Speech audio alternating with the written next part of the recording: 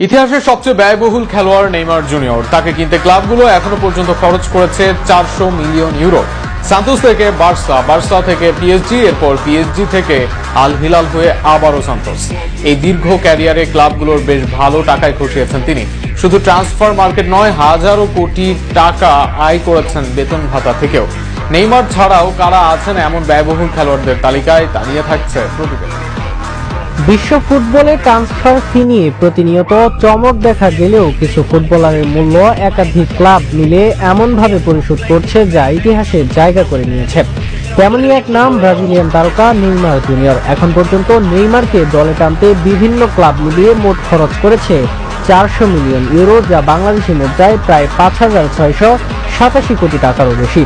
ইতিহাসে এত টাকা খরচ হয়নি কোনো খেলোয়াড়কে কিনতেই। নেইমারকে প্রথম সান্তোস থেকে কিনেছিল বার্সেলোনা, পরে পিএসজি তাকে বার্সা থেকে রেকর্ড 222 মিলিয়ন ইউরোতে দলে নেয়। এরপর তিনি যান আল হিলাল ক্লাবে, সেখান থেকে ফেরেন সান্তোসে। সব মিলিয়ে নেইমারের মোট ট্রান্সফার ফি পৌঁছেছে 400 মিলিয়ন ইউরোতে। দ্বিতীয় অবস্থানে রয়েছে বেলজিয়ান ফরওয়ার্ড রোমেরো লুকাকো।